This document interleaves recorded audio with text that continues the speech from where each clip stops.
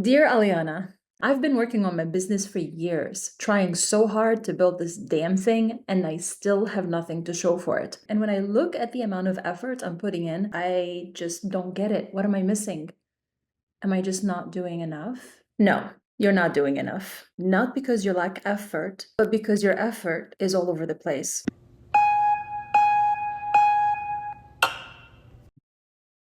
This is your energy.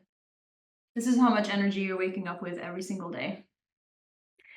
And this is how you're spending your energy right now. You're beaming your energy rays, so to speak, all over the place. So what does this look like? It looks like you just started and you have a dozen offers and you're wondering if it should be coaching, if it should be a group program, if it should be a course, should you do a workshop, maybe you should do a membership. It looks like you listen to a podcast and you think, I should have a podcast. And then you think, no, wait, maybe I should have a YouTube channel. Then you go start a Facebook group, but it's demoralizing because people are not engaging. Then you go post on Instagram, but if you're being honest, you're spending more time scrolling and comparing yourself to other people than actually promoting yourself. And then somebody tells you LinkedIn is the next big thing, so you jump on that too. And now you're wondering if you should be learning copywriting. You essentially live in confusion and overwhelm where everything sounds so simple until it's time to do it. So now let's look at what happens if you take that same amount of energy and you channel it towards one or just fewer things overall. So you can see how, all of this could go to either just one direction or just a couple of directions, but you'll have a lot more progress here because you're spending that same amount of energy on other things. I did not invent this concept, but I found it really useful, this visual, to understand something that we know, but we have to really look at it to fully get it. So what would this look like in practicality? Instead of having tons of offers and questioning them all the time, you just pick one that you're most excited about and you decide to test it, roll it out, see if you can get it done right and make it solid before you try to expand to other offers. It looks like reducing the number of projects that you have on your plate and asking, do I really want to do this, or am I doing it because all the successful creators and entrepreneurs are talking about it? You stop worrying about what's the best channel or what's the best strategy because all of them can work. All marketing channels and strategies can work if they're done right. So instead, you think about what's most aligned with me, what's congruent with me, with my values, with my interests, with my strengths, and with my ideal audience, and what is something that I can commit to and master, because if I can commit to it and master it, I will get the results no matter which channel it is. But the bottom line is you understand that in order to do things right, you have to do fewer things overall. So no, you're not doing enough, but it's not because you're not putting in the effort. It's because your effort, although it's really high, is spread out too thin. So everything gets some of your energy, which means the main thing, the thing that could make the biggest difference in your business right now, is only getting a fraction of your energy, if at all. Aliana, I hear you. I really do. I'm just not sure how to apply this. Even if I try to simplify my business and my marketing, I still feel like I'm juggling too many moving parts. I mean, I have to create content, I have to grow and nurture my network, I have to do discovery calls to get clients. And that's on top of all the other stuff that I have to do in my business, right? Like actually serving clients once I get them, admin stuff, technical stuff, and so on. It's a lot. The biggest thing is I feel like marketing is a waste of time. I mean, I'm doing all this stuff and I'm not seeing results, and that's what's discouraging to me. I hate it. I hate promoting myself. Dear, you said that doing these things doesn't work. Creating content, having calls with your ideal client, growing your network just doesn't work. But are you honestly really doing it?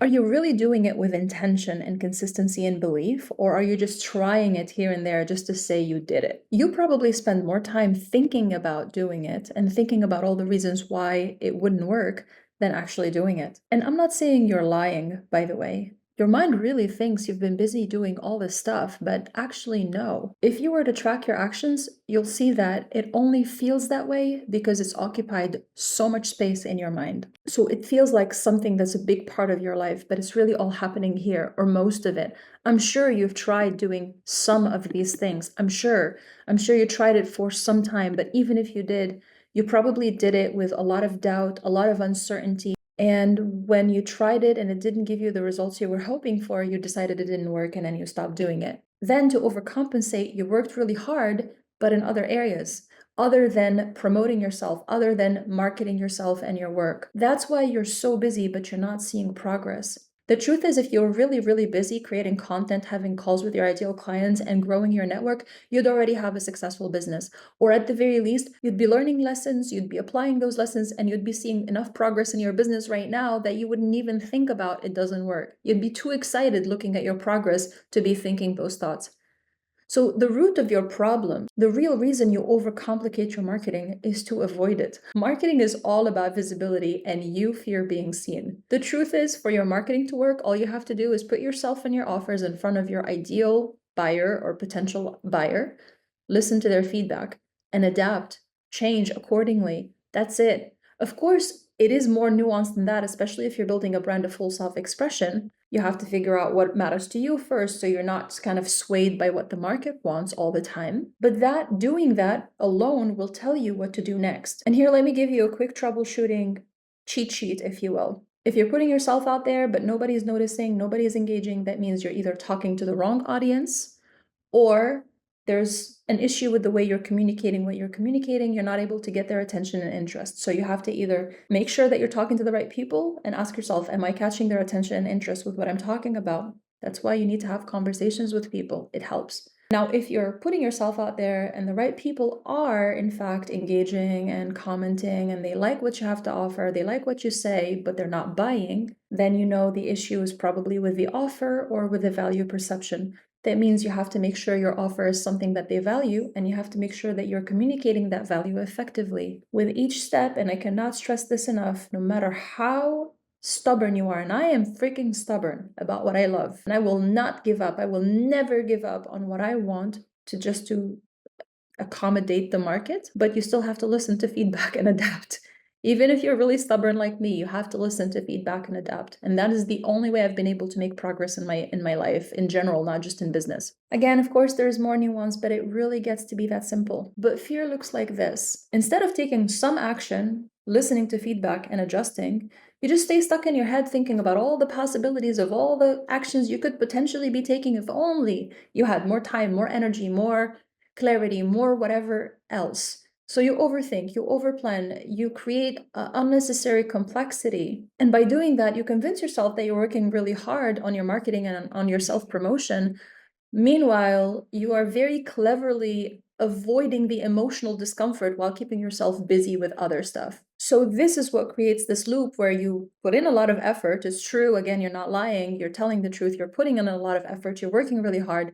You think all the effort is self-promotion and marketing because you think about that a lot, but it's actually busy work. Meanwhile, you're avoiding the thing that is really uncomfortable, being seen. This, of course, makes you feel disappointed in yourself. But feeling disappointed in yourself, as painful as it is, it's at least not as scary. At least it feels safe. So you'd rather do that. So what to do? How do we work through this fear? The truth is, there is no one moment where you're going to heal all of your fears. But it is a gradual daily choice. Every time you make a choice in the smallest ways to say yes to what your heart really wants, to what your inner child wants, even though you are afraid. Every time you do that, you develop this belief in yourself, this inner strength that enables you to do it with bigger things. The more you do that, the more that inner guidance and their inner voice becomes stronger and you develop belief in it and belief in yourself. And I wouldn't say you stop feeling afraid, but it becomes easier to walk with fear. And then you can do things despite fear. And when you see the rewards, you are more encouraged to take more bold action in the future. And on an even more practical level, it's counterintuitive, but you have to force yourself to do less. By doing less, you're more likely to focus on the things that really matter, the core things that actually make or break your marketing. Are you speaking to the right people? Are you able to get their attention and interest? Are you communicating the value of what you offer effectively? And with each step, are you listening for feedback? If your marketing is not working, it's usually one of those things, especially in the beginning. If you're not making money in your business, it's usually one of those things. It's never because you're on the wrong social media channel. It's never because you're not commenting quickly enough on your posts. It's never one of the other million things that everyone is telling you should care about. So here's the truth, plain and simple. Building a business does require effort. I know it's common in spiritual communities to tell the story that, it has to always feel easy and flowy and everything. And if it's not, then, then you're doing it wrong. But the truth is, it does require effort, especially in the beginning. But effort does not equate to hardship. Effort doesn't mean you have to work insane hours or push really hard or have unnecessary struggle. Especially if you're just a solopreneur, you're building an online business, a lifestyle business. I mean, maybe it's different if you're aiming to create the next unicorn. That's not my field. I don't have experience doing that. But I can tell you from personal experience, if you're just building a business to give yourself a great life for yourself, you want the freedom, you want the fun, you want to be, living with passion and creativity and purpose and all that stuff and making a good living for yourself, whatever that number is, or you want to build a small business, then it really doesn't have to be, it doesn't have to be like a grueling thing. But it doesn't mean there's no effort. There is effort, but you have to be smart about where you spend your effort.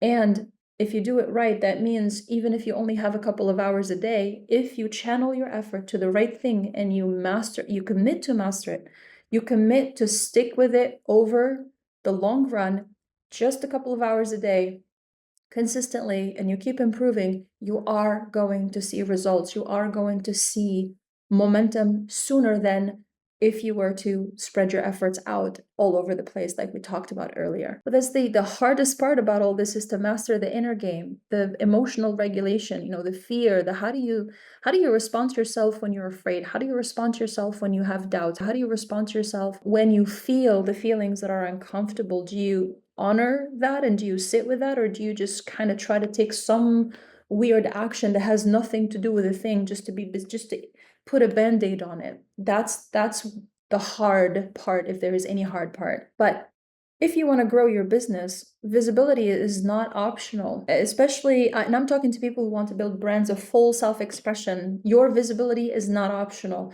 You could be hiding behind the scenes. I am not the person for you. I am here for people who want to show up fully, freely, and unapologetically themselves, their true selves. I'm here for people who want to build brands with their full self-expression.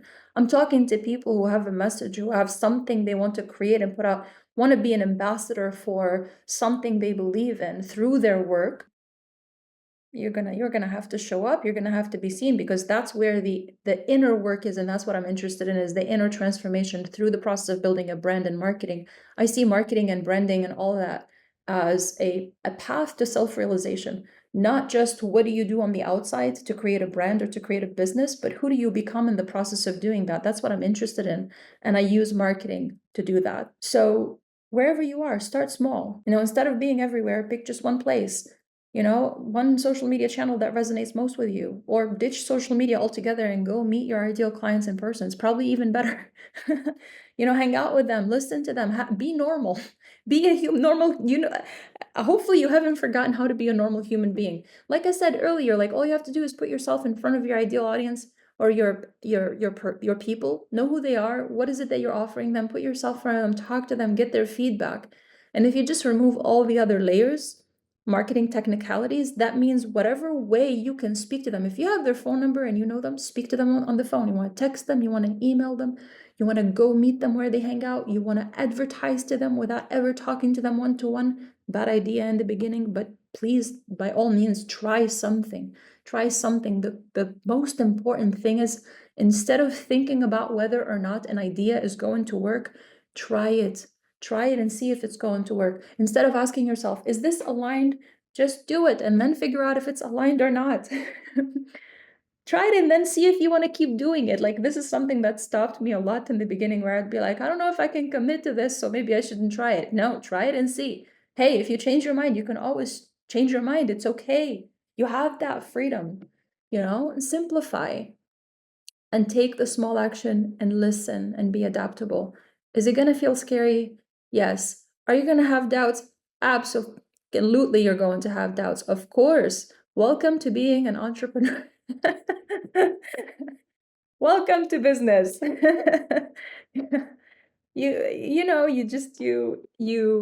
grow a stronger stomach, but also you learn how to love yourself in the process, because that's crucial for the kind of brands and businesses that I help create. So at the end of the day, you have a choice. You can keep being attached to things being a certain kind of way and defending why they aren't working. Or you can get real and get honest with yourself and accept that it's going to be scary, it's going to be very uncomfortable. But that simple action that you take, it's powerful if it's the right action and if it's done right and if it's done consistently. Because over time, it compounds, you see momentum. And when you start seeing momentum and results, it'll be a lot easier for you to keep going.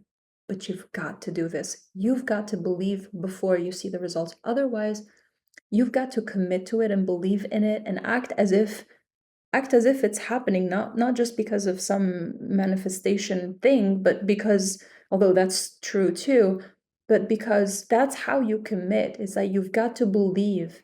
And if you don't believe, take the action and you will believe. Let me tell you, like, a quick hack to have confidence. If you don't have the achievements to back it up, do what you say you're going to do. Keep your promises to yourself. I can't tell you how confident my clients become after just adopting the habit of showing up every day to work on their business, but they're doing it consistently and they're being strict with showing up while also letting go of the outcome, and they're in it like, I'm committed to this, I'm doing this. I'm just going to focus on the input. I'm just going to focus on what's within my control. I come in, I do the work, whatever happens, happens.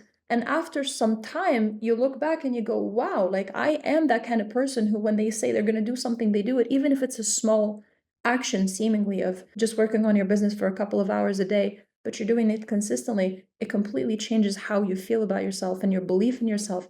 And listen, if you don't believe that things are going to work out for you, it's because you don't believe in yourself.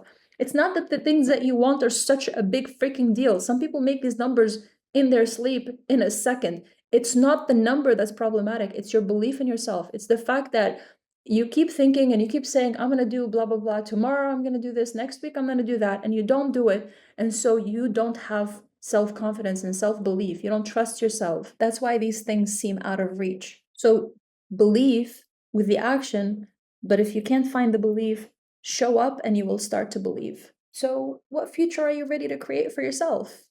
That's a choice you have to make not only every day, but second by second, moment by moment. It's a practice. Oh, speaking of practice, I'm doing a free workshop with my friend Nikki. I'll put the details somewhere around wherever you're watching this. Check the comments, this is where I usually put them. Come along, I'm going to teach you a little bit about my practice. And if you're looking for the next step, go watch You Are the Plan. I'll put the link to that video somewhere either in the description or in the comments below.